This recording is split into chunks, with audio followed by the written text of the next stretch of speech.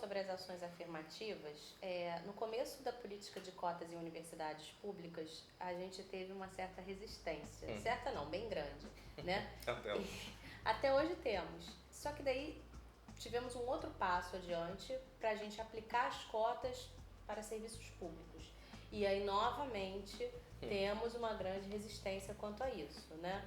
Qual é a sua opinião sobre as cotas nos serviços públicos? Sou integralmente favorável. Totalmente favorável.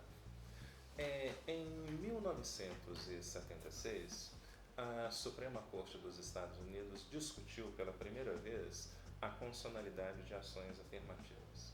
E nessa decisão, a Suprema Corte disse o seguinte: olha, gente, o único argumento que nós consideraremos a partir de hoje válido para fundamentar ações afirmativas é o argumento da diversidade.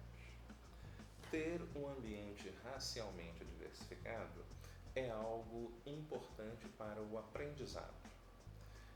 A questão da legalidade de ações afirmativas voltou a ser debatido na Suprema Corte dos Estados Unidos em 2003. E a Suprema Corte manteve a decisão anterior, mas utilizou um outro significado de diversidade. A ministra Sandra O'Connor argumentou o seguinte: vejam, pessoal, nós vivemos numa sociedade pluralista.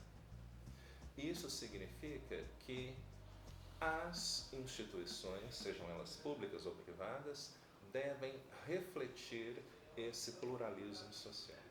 E por quê? Numa sociedade formada por tantos grupos, as pessoas têm vivências diferentes, as pessoas têm demandas de direitos distintas. Então, é muito importante que as pessoas participem, que as pessoas estejam aptas a participar do processo decisório, de, por exemplo, o problema do encarceramento em massa da população negra. Não é? Um dos elementos desse fenômeno é o que nós chamamos de elo geográfico. Então, o que ocorre? O Ministério Público é uma instituição inteiramente branca, integralmente dominada por homens brancos heterossexuais de classe média alta. O sistema judiciário é também integralmente dominado por homens brancos heterossexuais de classe média alta. Então, e nós temos uma polícia que é estruturalmente racista. O que ocorre quando uma pessoa é presa com drogas? Se é uma pessoa branca, é um usuário tchau e tudo. Se é uma pessoa negra, é posse de drogas. Essa pessoa vai presa. Aí, o promotor pergunta para o policial: onde essa pessoa mora? Mora na favela, mora na periferia. Aí, a denúncia também conterá o crime de associação ao tráfico. Então, a pessoa vai direto para a cadeia, não vai poder se beneficiar, não é, de liberdade provisória. Há algum tipo de investigação? Nenhum. A simples palavra do policial já é o suficiente para você ser acusado e condenado por associação ao tráfico. Agora, se nós tivéssemos uma maior representatividade racial no Ministério Público e no Judiciário, eu estou certo que as coisas seriam diferentes. Né? Nós temos também, e o mesmo problema se afeta de todas as maneiras. Qual foi um dos maiores benefícios de ações afirmativas nas universidades? Alunos negros entraram e começaram a desenvolver pesquisas sobre temas de extrema relevância para a população negra, que nunca eram pesquisados por pessoas brancas heterossexuais de classe média alta, que é quase toda a população universitária brasileira. Então, nunca se produziu tanto conhecimento relevante relacionado à saúde física, mental, ao mercado de trabalho, a questões jurídicas em relação à pessoa negra, como nesses últimos 15 anos de implementação de ações afirmativas. você não consegue transformar a realidade social sem conhecimento adequado. Então, veja você, eu fiz um curso de psicologia. Eu não tinha nenhum professor negro. Nenhum. Nenhum dos meus professores desenvolviam qualquer tipo de trabalho relacionado, por exemplo, com o impacto do racismo na formação psíquica dos indivíduos. Nenhum. Então, eu me formei, os meus colegas se formaram, incapacitados de tratar a questão racial na clínica. Agora, não é? O que ocorreria se um professor negro que fez um trabalho sobre o impacto racial do racismo na iniciação científica, depois se beneficiou de cotas para entrar no mestrado, no doutorado e depois também para se tornar no concurso para professor? Você está permitindo que o conhecimento seja produzido, seja feito, seja circulado e você, portanto, está contribuindo para a melhoria da qualidade de vida da população negra. Tá? Bom, isso significa que pessoas brancas nunca vão desenvolver pesquisas sobre isso? Em grande parte, sim, porque essas questões são irrelevantes para elas. Eu, só muito recentemente, comecei a trabalhar, a escrever sobre questões de gênero, de como a discriminação afeta mulheres. E mesmo assim, há muitas coisas que são invisíveis para mim, que eu não compreendo a dinâmica, porque obviamente eu não faço parte do sexo feminino e, portanto, eu nunca elaborei uma pesquisa para mim. Não é? Agora, então, sou a favor de cotas em concursos públicos, 3.000% a favor. E aí, você viu algum problema na autodeclaração? Porque a gente viu vários casos de pessoas que se autodeclararam negras e aí quando foi feita uma investigação mais apurada, viu-se que a pessoa era de fato branca, até de olhos claros, enfim. Sim. Eu queria que você falasse um pouco sobre isso, porque a pessoa às vezes alegava que meu avô é negro, né? Pegava alguns antepassados. Aí pra mim soava meio que aquela one drop rule às avessas, né? Porque antigamente era uma coisa terrível você ter uma gota de sangue negro, né, nas veias. E agora a pessoa usa isso a seu favor para entrar num concurso público. Queria que você falasse sobre isso. Essa questão da autodeclaração é um problema sério para as instituições que implementam programas de ações afirmativas e também é uma discussão complexa para o próprio movimento negro. Quando as ações afirmativas começaram a ser implementadas, adotou-se a questão da autodeclaração, inclusive a partir da própria indicação do movimento negro. Aí começaram a surgir esses problemas que você acaba de apontar. Eu faço parte de duas comissões que avaliam se pessoas, né, programas de ações afirmativas, e em duas instituições no estado de São Paulo. E o primeiro concurso teve todo tipo de problema como esse. Não é? Pessoas brancas, de olhos verdes ou azuis, dizendo, mas eu tenho um tataravô pardo. E aí chegavam lá com uma certidão, tá lá o tataravô pardo. Né? E como a norma dizia autodeclaração ou utilizava o termo genérico afrodescendente, as pessoas utilizavam desse subterfúgio. Nós conseguimos mudar a legislação e também o edital do concurso. Tá? Então, o edital agora, para concursos, por exemplo, na Defensoria Pública e na Prefeitura de São Paulo, o critério é fenotípico. Esse é o primeiro elemento. Fenotípico. É o fenótipo da pessoa. As ações afirmativas são, então, destinadas a pessoas que são socialmente vistas e reconhecidas, que têm os fenótipos da população negra. Mas há isso também contempla os pardos. Então, nós decidimos, a norma diz que os pardos também poderão se submeter a esses, mas desde que tenham pai ou mãe preto. Isso diminuiu drasticamente esse problema. Drasticamente.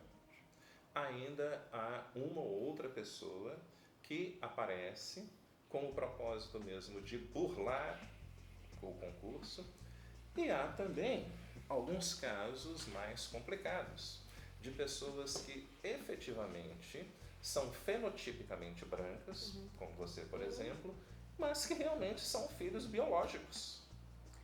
De pai não é nem ou mãe preta. A pessoa não sabe em que Sim. Então, a pessoa tem uma história, ela realmente é filha de uma pessoa preta, não é? Ela lê o edital do concurso, eu estou habilitado. Bom, isso apresenta, isso é uma questão complicada, mas mesmo nesse caso, nós indeferimos. Eu indeferi a participação desses indivíduos, porque a identidade não é apenas a forma como você se percebe, mas ela também é uma atribuição, principalmente identidades raciais. É a forma como a sociedade, como o outro te percebe e como se te trata.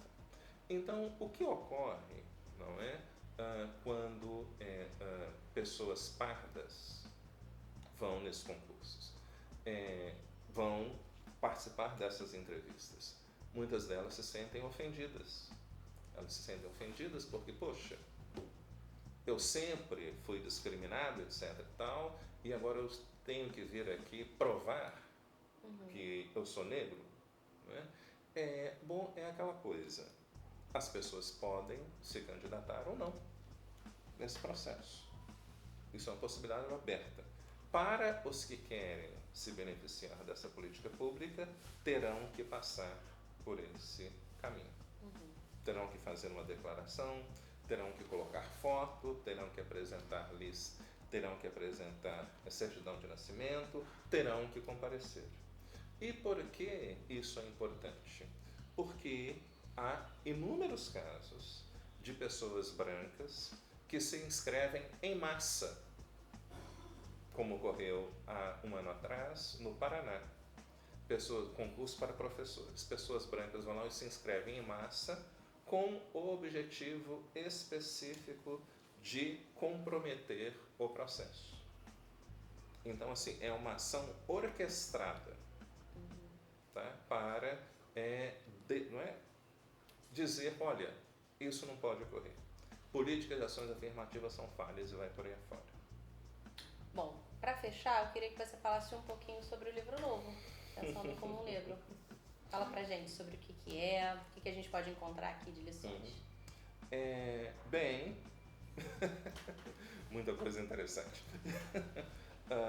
Eu tive a ideia de escrever esse livro quando estava participando de um debate aqui no Rio de Janeiro, há 5 anos atrás, sobre a constitucionalidade de ações afirmativas em concursos públicos. Veja que coincidência. E era um painel composto de 5 professores, 4 brancos e eu, negro. Essas pessoas falaram primeiro e quando chegou a minha vez, o presidente da mesa simplesmente virou e me disse: "Seu professor Adilson, o senhor podia então nos dizer se realmente há racismo no Brasil?" A pergunta, que já é, surpreendente, para não dizer outra coisa.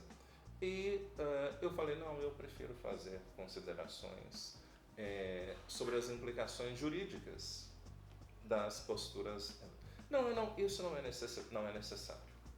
Essas coisas já foram discutidas pelos outros juristas, todos brancos. Eu gostaria apenas que o senhor falasse sobre a questão do racismo e tal. Aí eu comecei a falar sobre as minhas experiências de subordinação e um desses professores disse: "Eu não creio que o